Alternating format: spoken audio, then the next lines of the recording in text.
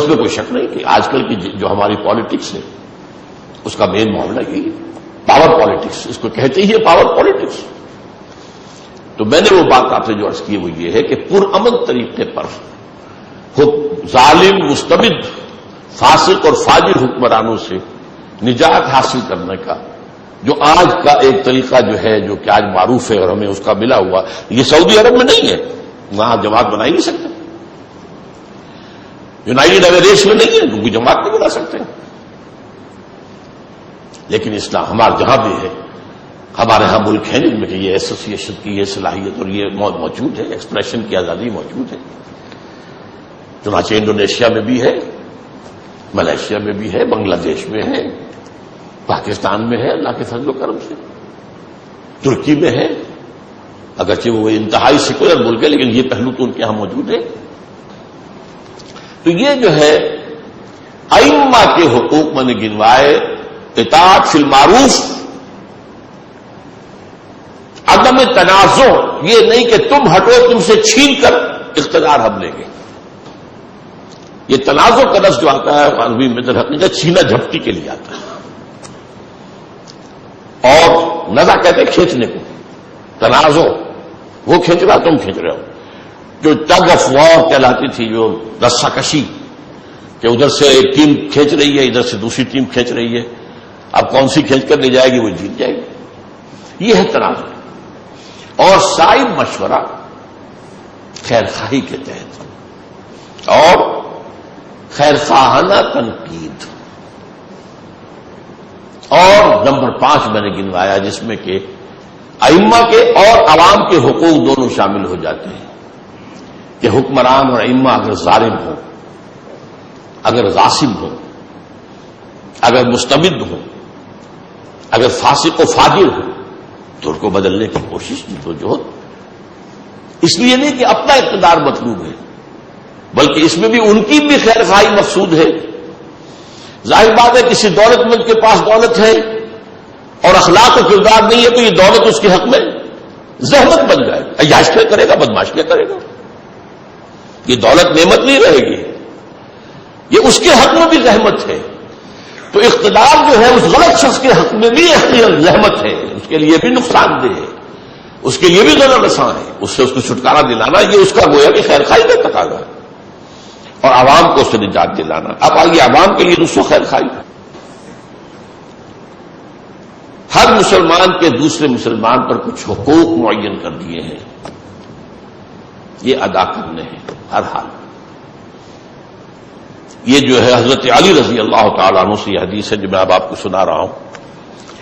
قال قال رسول اللہ صلی اللہ علیہ وسلم للمسلم علی المسلم ستۃ،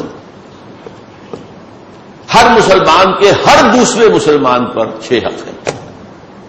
یہ عوامیت جو ہے نا، عمومیت، اس کو ذہن میں رکھیے، عامتہم اسی سے لفظ عموم ہے۔ یسلم علیہ اذا لقیہ، جب ملاقات و سلام کرے اور سلام میں سبقت کرنے کی کوشش کرے، اگرچہ کچھ آداب سکھائے گئے ہیں، چھوٹے بڑوں کو سلام کرے، آنے والا پہلے سے جو محفل میں موجود ہے ان کو سلام کرے، سوار پیدل کو سلام کرے، مختلف چیزیں ہیں، انداز ہے مختلف، لیکن یہ کہ بہرحال جتنی سبقت کی جائے اتنا ہی ثواب زیادہ مل جائے۔ وَيُجِيبُهُ إِذَا دَعَاهُ، اگر وہ دعوت دے کہ آپ میرے ہاں آج کھانا تناول فرماؤ تو اس کو قبول کرے، الا یہ کہ کوئی عذر ہے، کوئی معذوری ہے، کوئی مجبوری ہے، حضرت کر لیں، لیکن یہ کہ یہ حق ہے، غریب ہے ٹھیک ہے، معلوم ہے آپ کو کہ وہ کوئی زیادہ آپ کو مرغن غذائیں نہیں کھلا سکتا، کوئی دال روٹی ہی پیش کرے گا، بہرحال ہے۔ مجھے تو واقعہ یاد آ گیا ہے، میری اہلیہ کے ایک چچا تھے، بہت درویش منش انسان تھے، ویسے وہ نہ مولوی تھے نہ وہ صوفی تھے، لیکن حد درجے درویش مزاج کے آدمی، بہت نیک آدمی تھے۔ انہوں نے وہ ایک اچھے پوسٹ پر تھے، سپرنٹینڈنٹ ٹائپ جو ہے کسی محکمے میں، اپنے چپراسی سے کہا ایک دن کہ آج روزہ میرے ساتھ افطار کرنا، وہ بڑا خوش ہوا کہ آج ان کے ہاں میں افطار کروں گا، کچھ ملے گا۔ وہاں گیا تو بیٹھا ہوا ہے، وہ بھی بیٹھے ہوئے، یہ دیکھ رہا کوئی آمد نہیں، کوئی کھانا نہیں چنا گیا، کوئی شے نہیں، کوئی افطاری نہیں آئی۔ آخر میں جب وہ آزان ہوئی تو ایک کھجور نکالی جیب میں سے، اس کو 2 ٹکڑے کیے، آدھی خود کھا لی، آدھی یہ دے دی، وہاں چھٹی ہے۔ اور یہ حدیث میں علی تمرۃ شق تمرۃ، کھجور کے ٹکڑے پر بھی افطار کرانا ہے، یہ ہے حدیث کے الفاظ۔ اور یہ کہ بعض اوقات جہاں پانی نہایت کمیاب ہوتا ہے تو پانی ہی اگر مہیا کر دیا جائے پینے کے لیے، روزہ افطار کرنے کے لیے کسی، لیکن یہ نہیں ہے کہ آپ تو خود تو روزہ افطار کرتے ہو شربت روح افزا سے اور کسی کو سادہ پانی سے کروائے، تو یہ تو ٹھیک نہیں ہے۔ لیکن یہ کہ بہرحال یہ تو جب دعوت نے بلائے تو آئے، وَيُشَمِّتْ ہو اِذَا عَطَسَ، جب چھینک آئے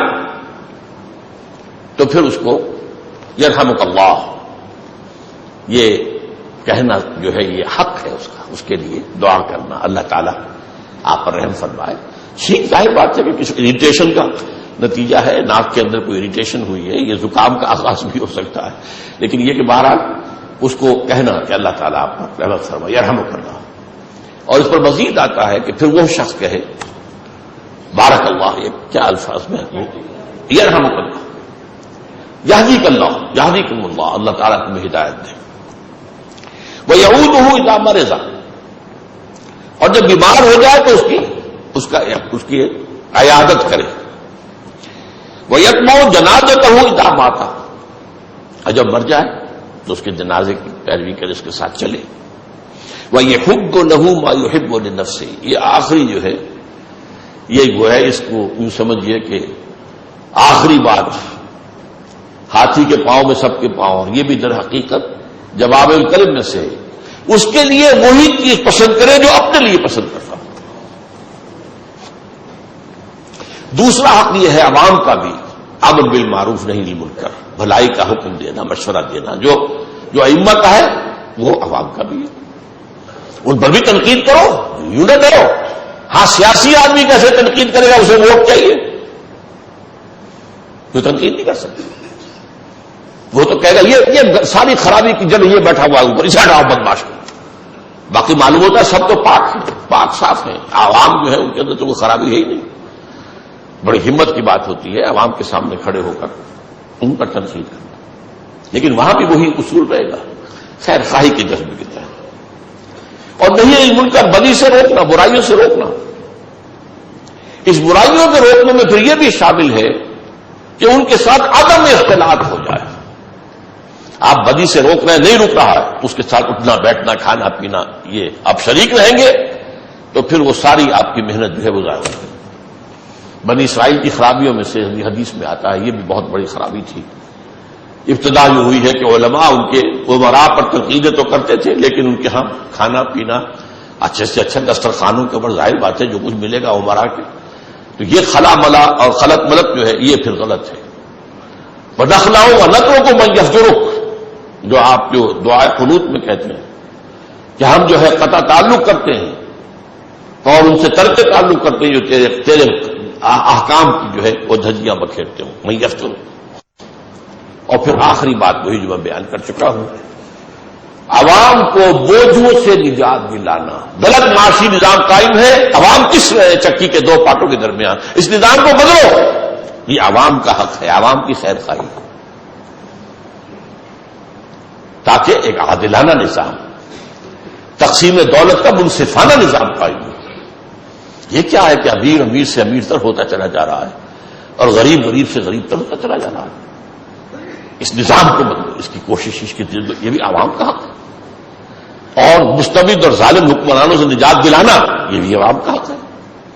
وہ میں پہلے عرض کر چکا ہوں کہ 2 طرفہ حق ہے، ائمہ کا بھی اور عوام کا بھی۔ اللہ تعالی ہمیں ان تمام اعتبارات سے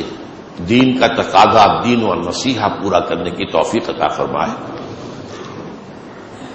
بارک اللہ لی و لکم فی القرآن العظیم و نفعنی و ایاکم بالآیات و الذکر الحکیم۔